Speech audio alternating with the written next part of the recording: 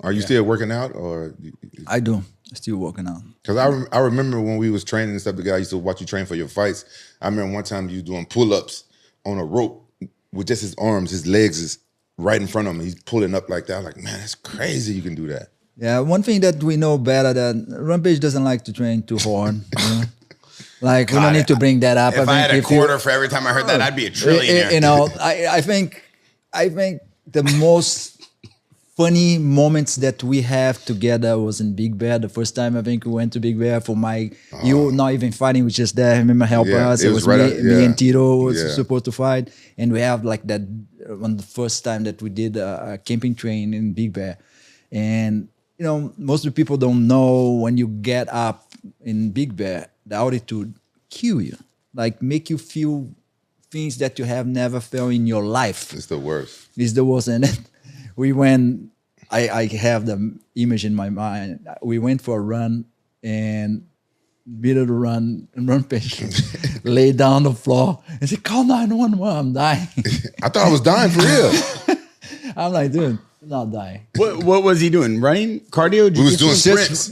But just sprint, but he just got that. I had just got there to Big Bear. 7 days for you to get used to. And you just laid on the floor? Laying on the floor like, call 911, I'm dying, I'm dying. And I'm just literally kick his foot. But he was the only one that came and looked and checked on me. I was up there. This was my first time training with Colin Oyama and Tito and everybody. I had just got done fighting Sakuraba. Oh, okay. Yeah. And this is early in your career. Yeah. Very early. Wait, his first year. Yeah. Well, I had been fighting in King of the Cage for a while. Yeah. Fabiano got me in King of the Cage. I had been fighting there for a while. That's another good story. Like King of the Cage came to me on the break between my UFC fights. I was not in contract with UFC. They say, like, you want to do a fight? I say, well, I do, but the only way I do it if you put two of my guys in the car. And one was him and the one was Dave. Yeah. And then that's why he started. Yeah, that's when I started. Damn, that's some loyalty, huh? Oh, man, he took care of me, man. Yeah. It's a real coach. Yeah, like when I left Memphis.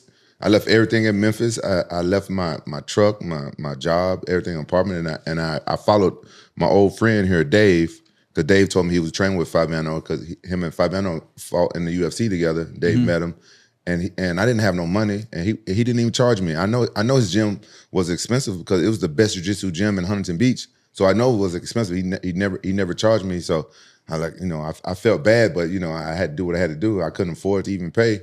But he never charged me, and he started putting on like amateur fights. So my second fight was for Fabiano, and then he tried to pay me. I'm like, no, man, I can't take no money from you.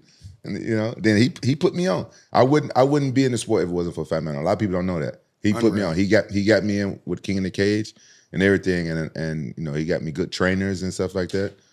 And it was a moment in my life that I could take care of him more because I was taking care of myself. I was fighting at that time. So I couldn't go ahead and example, get ready for a fight and also train him for a fight. So I have to put him in other people's hand because I could do it. And we'd have that conversation. Look, I think your legs now, you can start to walk by yourself, but I can't really do the attention that you deserve because I'm doing my own. Being a fighter is like one of the most selfish things you can do. You have to. I understand that. You have to be selfish. You come first when you're a fighter. Or you can go out there and get hurt.